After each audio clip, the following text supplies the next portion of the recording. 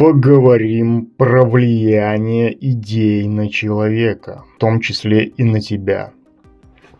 Например, при создании контента для этого моего канала мной руководит идея о том, что это кому-то может быть нужно в виде некой пользы для этих людей. Но все мои интернет-проекты со смыслом имеют обыкновение просто лежать как книги в шкафу, о которых никто ничего не знает и никогда не узнает. И на данный момент мне сложно определить, стоит ли оно того. Может быть, стоит выкинуть из головы идею о том, что это кому-нибудь нужно, и начать заниматься каким-то принципиально другим делом. Но руководствуясь идеей о том, что это кому-нибудь может быть нужно, мне не совсем понятно, что для меня вообще должно быть мерилом целесообразности этой деятельности. И если никаких показателей для этого нет. Я понимаю, что массовому потребителю нужен массовый продукт, который вписывается в его представление о вещах. Так или иначе, продукт, который удерживает относительно долгое время свою аудиторию, это продукт, представляющий из себя нечто усредненное. Пример с моей профессией. Я занят в своей технической профессии много лет, но она не позволяет мне реализовывать свой потенциал, так как подразумевает строгие технические рамки, но дает некий стабильный доход. Но для меня доход не является целью деятельности, чем бы я ни занимался. Сейчас я пытаюсь полностью перейти на деятельность в интернете, потому как я интроверт, и мне бы такая деятельность подошла бы в большей степени, чем какая-либо другая. И я могу представить, что деятельность в интернете могла бы давать некий доход, но доход для меня это не основной смысл деятельности. Я понимаю, что интернет полностью построен на программных алгоритмах, которые дают человеку возможность смотреть то, что его может потенциально интересовать, но я представления не имею, как они работают, и нужно ли вообще думать про какие-то там алгоритмы. Человек идет в интернет за информацией, где она представлена во фрагментированном виде, и, наверное, было бы странно выделяться из всего этого чем-то особенным, ведь так или иначе восприятие такой информации сводится к ее потреблению. Собственно, потребление информации в интернете как будто бы и есть ее смысл, и именно с позиции потребления нужно подходить к пониманию специфики информации в интернете. Влияние госидеологии. Наверное, довольно банально было бы сказать, что госидеология и религия, как ее непосредственный инструмент, упустили бы такую возможность установить врожденного человека свои программы.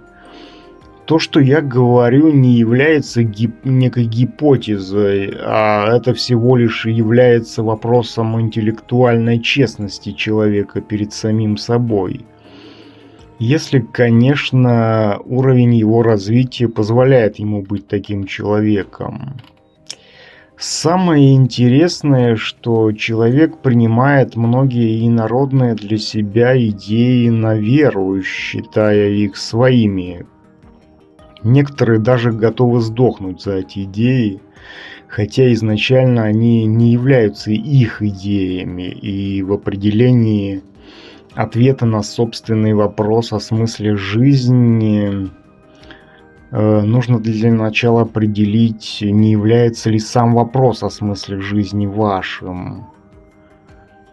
Ведь если вы принимаете чью-либо идею в качестве смысла вашей жизни, то и сам вопрос о смысле жизни не является вашим. Это уже решили за вас. Кстати, ссылка на видео о смысле жизни будет сверху. С позиции осмысленности жизни человек может следовать некой идее, и простым признаком этого следования будет то, на что он тратит большую часть своих сил. Если, допустим, человек озабочен исключительно заработком денег, то это его основная идея, потому как он тратит большую часть своих сил на это. Кстати, как я думаю, религия денег – это единственная религия, которая существует в мире.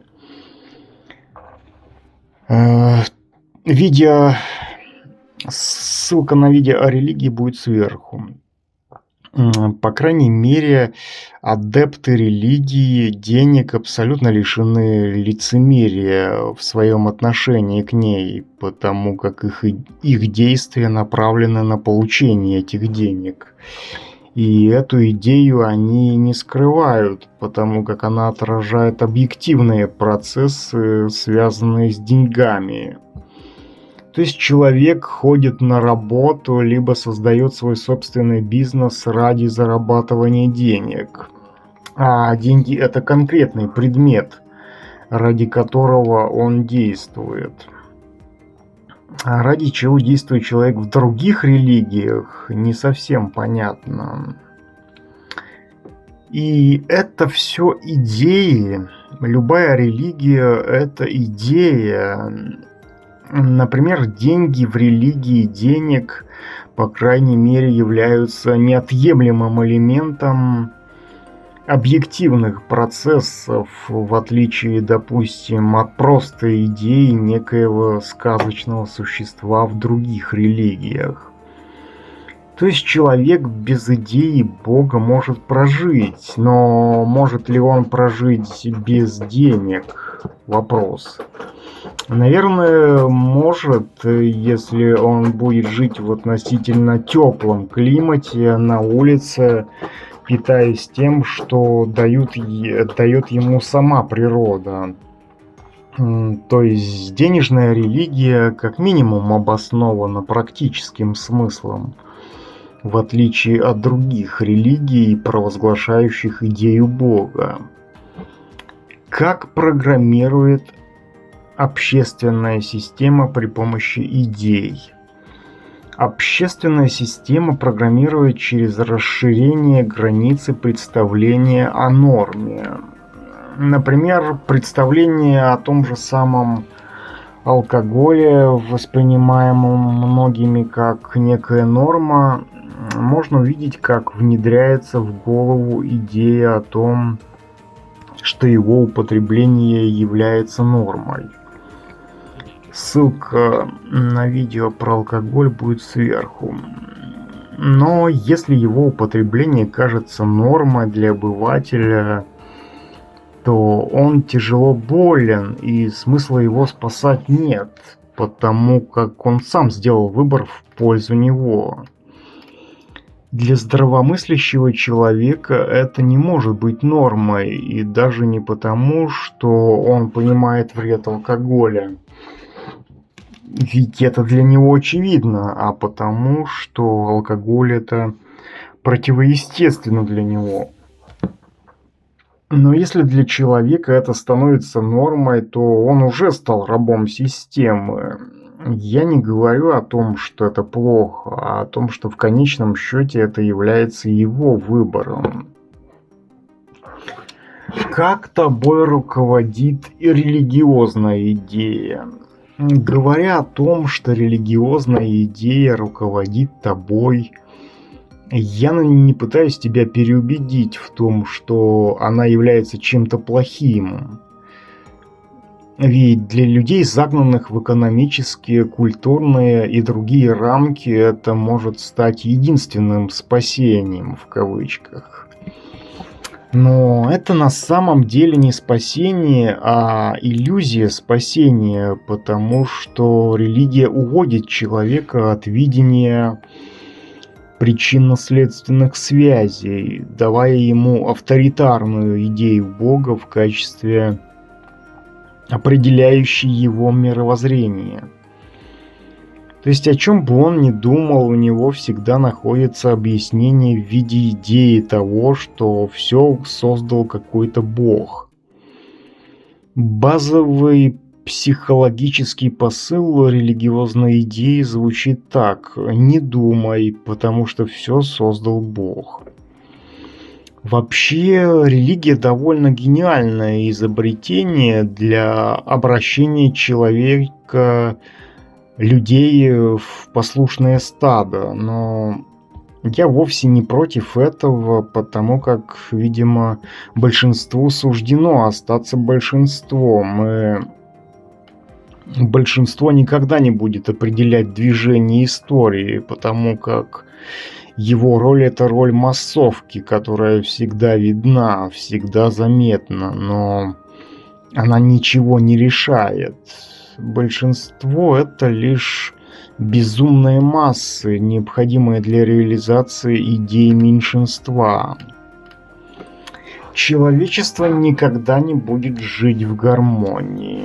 Человечество никогда не будет жить в гармонии, потому что большинство составляет человечество, которое склонно к тому, чтобы им овладевали простые идеи, которые оправдывали бы их инстинктивность, но не побуждали бы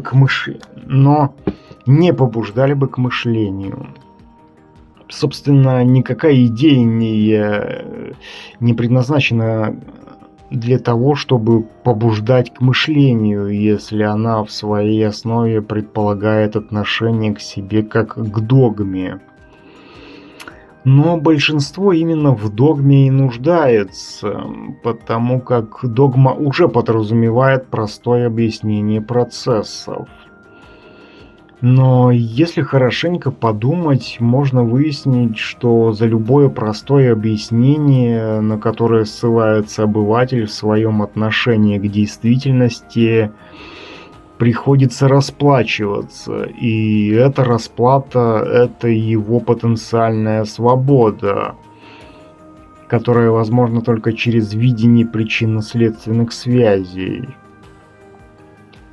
Когда человек подходит к действительности через видение ее в контексте причинно-следственных связей, для него перестают существовать категории хорошего и плохого, потому как он знает причины того, что он видит. Но обыватель всегда нацелен на идею, которая всему давала бы простое объяснение, причем объяснение, нацеленное на инстинктивный отклик с его стороны, но не на отклик его разума, потому как разум не нуждается ни в каких идеях.